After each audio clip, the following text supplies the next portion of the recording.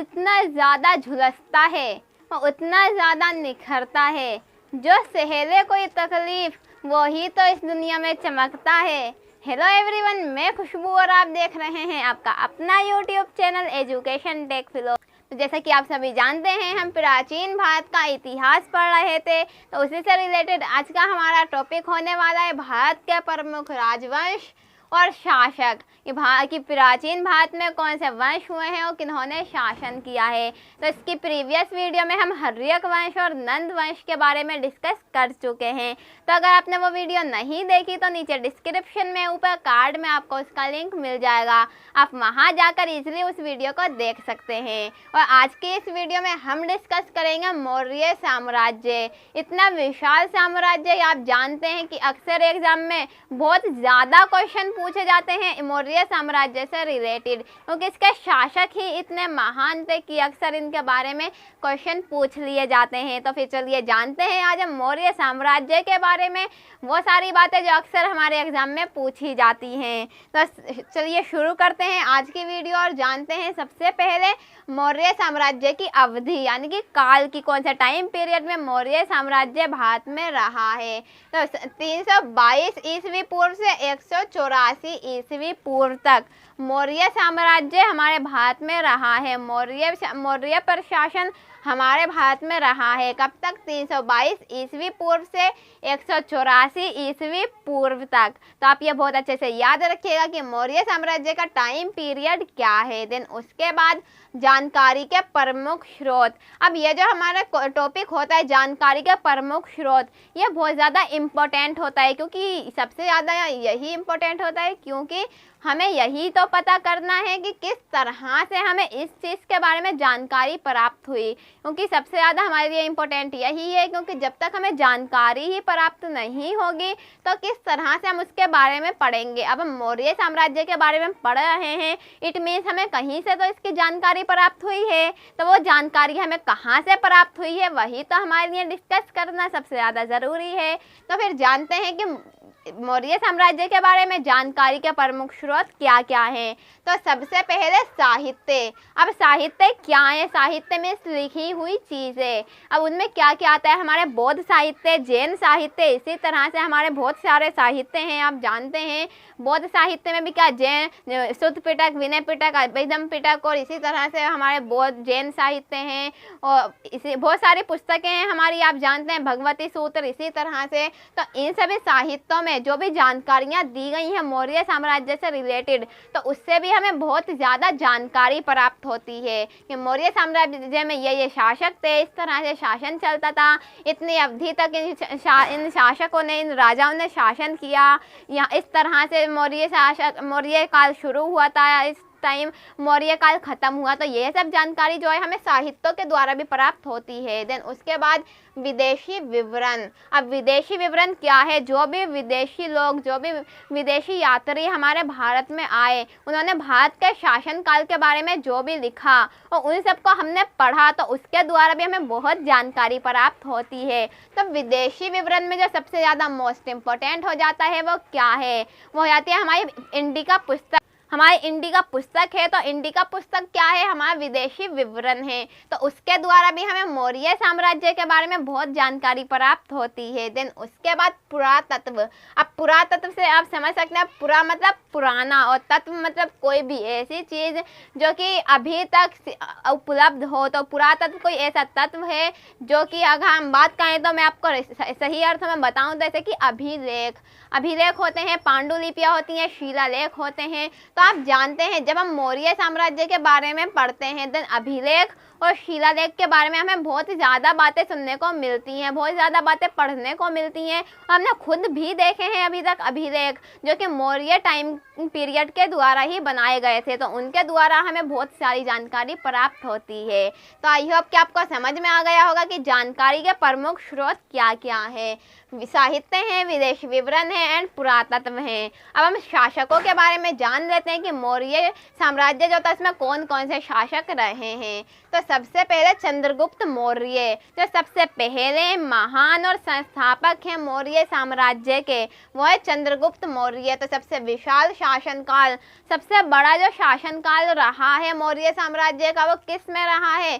चंद्रगुप्त मौर्य के time period में। आप जानते हैं चंद्रगुप्त मौर्य के बारे में बहुत अच्छे से कि जब हमारा नंद वंश का शासन हुआ करता था उस वक्त जो चाणक्य थे, चाणक्य की नीति आपने सुनी होगी, चाणक्य की पुस्तक भी है अर्थशास्त्र, जिसके बारे में आपने बहुत अच्छे से सुना होगा। तो घनानंद जो नंद वंश के अंतिम शासक थे, उन्होंने चाणक्य को अपने दरबार से उनका अपमान करके निकाल दिया था। अब चाणक्य घनानंद से बदला लेने के लिए क्या करते हैं? अपना एक योद्धा तैयार करते हैं। अब वो योद्धा कौन है? वो योद्धा है हम चंद्रगुप्त मौर्य। तो चंद्रगुप्त मौर्य को वो एक योद्धा के रूप में तैयार करते हैं और उसको घनानंद के साथ कंपटीशन में खड़ा कर देते हैं। घनानंद युद्ध में हार जाते हैं और चंद्रगुप्त मौर्य जीत जाते हैं और तभी से मौर्य वंश की स्थापना होती है। और चंद्रगुप्त मौर्य जो थे सबसे महान शासक थे, बहुत ज़्यादा शक्तिशाली शासक थे। तो विशाल शासनकाल रहा है चंद्रगुप्त मौर्य का। और जो मौर्य साम्राज्य के जो संस्थापक भी माने जाते हैं वो चंद्रगुप्त मौर्य ही माने जाते हैं। देन योग्य और शक्तिशाली शासक, चंद्रगुप्त मौर्य बहुत ज़्यादा योग्यशील थे, बहुत योग्यता थी उनमें, बहुत ही ज़्यादा, हम उसका अंदाज़ा भी नहीं लगा सकते कि कितने ज़्यादा योग्यता थी। देन उसके बाद बिंदुसार, चंद्रगुप्त मौर्य के जो पुत्र थे वो थे बिंदुसार। तो बिंदुसार चंद्रगुप्त मौर्य के बेटे थे, वो 25 साल तक शासन किया। बिंदुसार ने चंद्रगुप्त मौर्य के बाद 25 साल यानी कि 25 वर्षों तक शासन किया था। अशोक के पिता, अब अशोक इतने महान शासकों में माने जाते हैं। आप जानते हैं मौर्य साम्राज्य का नाम सुनते ही अशोक मौर्य का नाम हमारे माइंड में आ जाता है। तो जो अशोक मौर्य के पिता थे वो कौन थे? बिंदुसार थे। तो आप ये बहुत अच्छे से याद रखिएगा कि बिंदुसार चंद्रगुप्त मौर्य के पुत्र थे और अशोक मौर्य के पिता थे। उन्होंने 25 वर्षों तक शासन किया था। तो ये आप बहुत अच्छे से याद रखिएगा। देन उसके बाद अशोक मौर्य के बारे में हम डिस्कस करेंगे। महान शक्तिशाली शासक, जी हाँ, जब भी अशोक का नाम हमारे दिमाग में आता है तो महान सबसे पहले हमारे मुंह पे आता है कि सबसे महान शक्तिशाली शासक कौन? अशोक मौर्य। तो 41 वर्षों तक शासन किया था अशोक मौर्य ने। अब अशोक को इतना महान शासक क्यों कहा जाता है? क्योंकि ये बिल्कुल भी हिंसावादी नहीं थे, सभी के साथ प्रेम से रहना चाहते थे। इन्होंने अपने पूरे जीवन में सिर्फ एक ही युद्ध लड़ा था। कौन सा युद्ध? कलिंग का युद्ध लड़ा था। तो आप ये बहुत अच्छे से याद रखिएगा। अक्सर आपके एग्जाम में ये पूछ लिया जाता है कि अशोक मौर्य का प्रथम और आखिरी युद्ध कौन सा था? तो पहला और आखिरी युद्ध जो था वो कलिंग युद्ध था। कलिंग युद्ध पर विजय प्राप्त की थी। देन उसके बाद अशोक मौर्य ने एक भी युद्ध नहीं लड़ा था। तो आप ये बहुत अच्छे से याद रखिएगा। देन उसके बाद पियदस्सी, अशोक को कई नामों से पुकारा जाता है, जैसे कि पियदस्सी। पियदस्सी का अर्थ होता है सुंदर मुख वाला राजा या बहुत ही सुंदर राजा। तो अशोक जो था बहुत सुंदर राजा था, इसीलिए उसे पियदस्सी के नाम से भी जाना जाता था। अशोक चिन्ह, आप जानते हैं भारत में अशोक चिन्ह को कितनी मान्यता दी गई है। अब अशोक चिन्ह कौन सा है आप जानते हैं? वो 4 शेर बने हुए हमारे सिक्कों पर भी बने आते हैं, आप बहुत अच्छे से जानते हैं, मुझे इतने डिटेल में बताने की ज़रूरत नहीं है। तो वह अशोक चिन्ह भी कहाँ से लिया गया है? अशोक मौर्य के द्वारा ही वह लिया गया है। देन उसके बाद अभिलेख, जब भी हम अशोक के बारे में बात करते हैं तो अभिलेखों का अभिलेख हमारे माइंड में सबसे पहले आ जाते हैं, क्योंकि अभिलेख जो हैं अशोक मौर्य ने इतने ज़्यादा मात्रा में लिखवाए हैं कि अभिलेख के बारे में हम बहुत ज़्यादा पढ़ते हैं। तो जो अशोक के अभिलेख हैं वो कौन सी भाषा में लिखे गए हैं? वो लिखे गए हैं ब्राह्मी और खरोष्टी लिपि में, जो कि आपके एग्जाम में अक्सर पूछा जाता है कि अशोक के अभिलेख किस भाषा में लिखे गए हैं। तो ब्राह्मी और खरोष्टी भाषा में अशोक के अभिलेख लिखे गए हैं। तो आप बहुत अच्छे से याद कीजिएगा। अशोक ने कुछ शिलालेख भी लिखवाए हैं। शिलालेख होते हैं बड़े बड़े पहाड़ों पर लिखे गए लेख। तो उसके बाद है दशरथ। अब दशरथ के बारे में हम जान लेते हैं कि दशरथ मौर्य अशोक के पुत्र थे। अशोक के पुत्र जो थे वो दशरथ मौर्य थे। तो शाही शिलालेख, तो दशरथ मौर्य ने शाही शिलालेख लिखवाए थे और शाही शिलालेख में अंतिम शासक ही दशरथ को कहा जाता है। अब क्यों? क्योंकि दशरथ के बाद किसी ने भी शाही शिलालेखों का निर्माण निर्माण नहीं कराया था।